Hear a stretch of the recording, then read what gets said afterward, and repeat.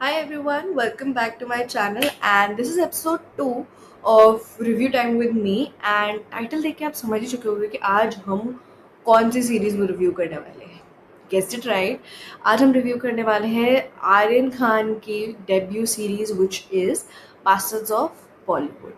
So everybody is talking about this movie, मतलब मैंने सोचा फिर मैं क्यों ना बात करूँ इस बारे में। सो ऑब्वियसली बिंज वॉच वर्दी सीरीज है, सबने ऑलमोस्ट ऑलमोस्ट मुझे लगता है सबने देख ही ली होगी यार, इतना बात करा गया है and the internet is crazy about that series. I mean like hats off to Aryan, उसने बहुत अच्छे से मार्केट करा है and he has used every single person in that film to the edge. मतलब उसने एड़ी चोटी से पूरी फिल्म इंडस्ट्री को कहीं ना कहीं से इंक्लूड कर लिया है।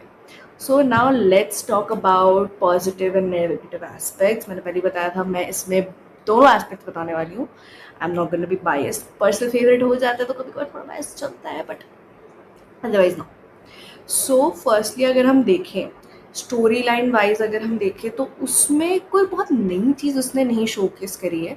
ही इज़ जस्ट शोन कि कोई एक हार्डवर्क स्ट्रगलिंग एक्टर जब लॉन्च होता है तो उसको कितनी डिफ़िकल्टीज आती है। ही हैज़ शोन कि बॉलीवुड के दोनों साइड्स, अच्छे भी बुरे भी, the darker side of the Bollywood, the inner aspect of the Bollywood he is shown कि हाँ भाई फैमिलीज के बीच में ये बात होती है, लोग के बीच में ये कॉन्ट्रैक्ट्स होते हैं, इस तरीके से लोग ट्रीट करते हैं एक दूसरे को, इस तरीके से लोगों को पिक्चर मिलती है नहीं मिलती है। इस तरीके से उसने सारी चीज़ें अपनी एक्सप्लेन कर रखी है। द पॉइंट टर्नर इज जब उसका सस्पेंस खुलता है। So I know this has been talked about a lot कि हाँ भाई इसका सस्पेंस यहाँ से लिया है वहाँ से लिया है।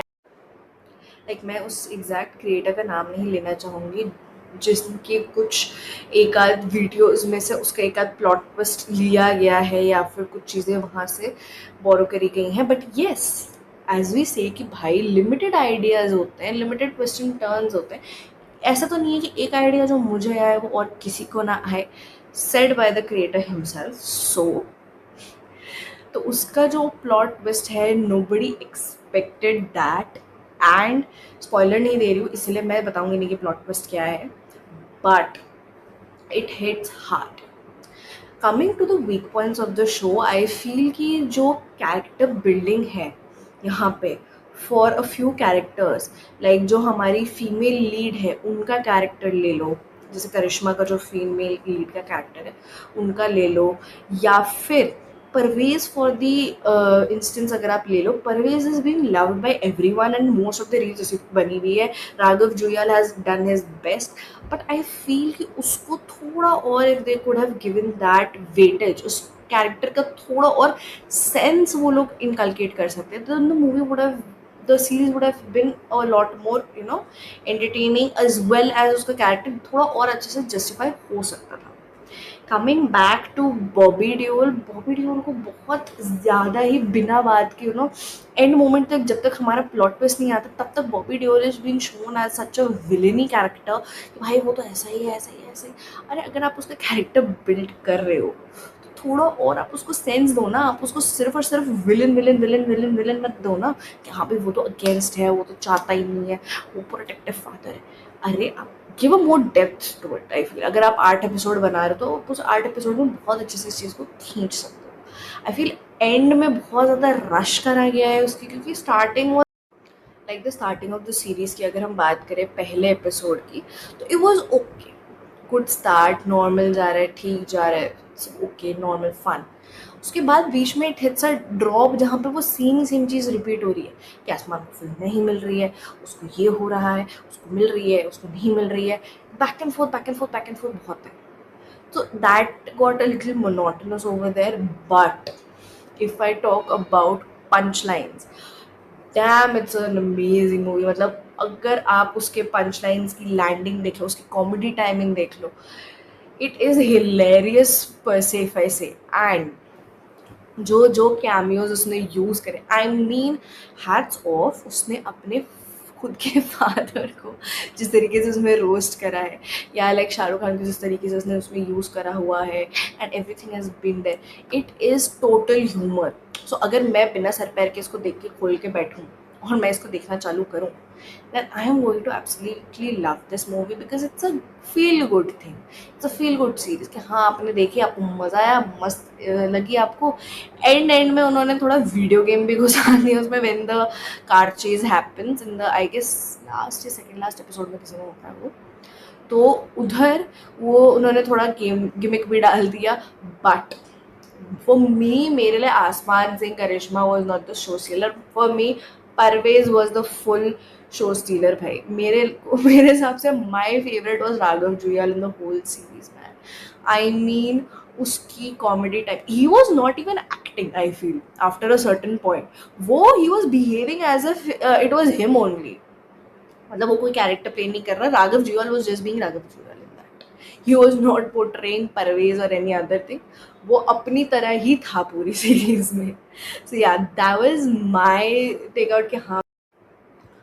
Moving on to the weaklings of the whole series, I feel कि जो करिश्मा तलवार की उसमें जो मदर का जिन्होंने रोल प्ले किया था, आई गेस उनको थोड़ा और स्क्रीन टाइम मिल सकता था. उनका और थोड़ा purpose they could have also inculcated in the whole series, as well as जो करिश्मा तलवार का भाई है. I know he is a whole another character for all different reasons and people are watching him, but I feel उसका थोड़ा और character building could have been possible.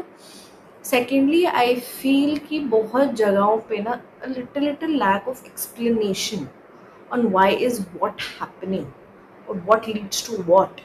Connection between those characters of that plot is somewhere missing is what I feel. It's a very good attempt to make a full masaledar blockbuster thing. As in when if I say कि अगर मैं बिना sir पैर के देखने बैठूँ, it will be a must watch film. But हाँ थोड़ा अगर हम जहाँ थोड़ा logic sense and everything else if you portray, तो हाँ आई वुड रियली वॉन्ट कि थोड़ा और कैरेक्टर बिल्डिंग पर अगर उधर फोकस किया गया होता, थोड़ा और लोगों की story plot could have been a little much more better, a little much more, in depth, rather than just making it a full मसालेदार film. आप उसको एक मसालेदार सीरीज बनाना चाहते हो, उसके लिए आपने हर किसी पे पॉइंट मारा है आपने. कोई चीज़ आपने नहीं शोकेस करी हो, ऐसा नहीं है. बट वही बात है, at the end of the day story is something जिस पर थोड़ा और वर्क ऑन वो लोग कर सकते थे. Dialogues, punch lines and everything, आपने जो पॉइंट मारे हैं, जो कैमियो डाले हैं, amazing, top of the world. बहुत लोगों की चीज़ बट वहाँ शायद लैक कर गई. Maybe like I feel maybe जैसे सीजन 2 की आई गेस बात चल रही है that they will be renewed for season 2 as well. Maybe season 2 में दे build up more character, more depth might be shown to all of those characters. Let's hope season 2 we get to see another dramatic experience of everything. But yeah, all in all, it's a great watch, good time pass. अगर आप family के साथ बैठ के देखते हो, बहुत मज़ेदार फिल्म है. Please do watch it. I highly recommend to watch it because मसालेदार मूवी है, सीरीज है, but yeah it has its downsides. So if you agree to my opinion please let me know in the comments. मुझे भी बताओ यार, आप लोगों ने अगर देखी तो आपको कैसी लगी वो सीरीज़, आपके क्या ओपिनियंस है उसके बारे में, and whether you agree to me और not on my points. And do let me know कि मैं नेक्स्ट कौन सी सीरीज़ या मूवी रिव्यू करूँ एंड कौन से प्लेटफॉर्म से देकर रिव्यू करूँ. Do let me know that. And अगर आपके पास और कोई रिकमेंडेशन हो या कुछ हो तो प्लीज़ मुझे वो भी बताओ. I will watch and then I will review. And please guys subscribe. मेरी हार्टीएस्ट रिक्वेस्ट, आप देख लेते हो कर लेते हो, सब्सक्राइब नहीं करते यार, कर दो यार. एक छोटा सा तो बटन है दबाने के लिए यार. हम भी जब तक क्रिएटर नहीं थे हमें नहीं पता था उस एक सब्सक्राइब बटन की कितनी वैल्यू होती, बट यार होती है, अब समझ में आती है हर चीज़. सो छोटा सा बटन है यार, दबा दो, कर लो, क्या चला जाएगा आपका. सो यार do subscribe, like, share it with your friends, and I'll see you next time. Bye.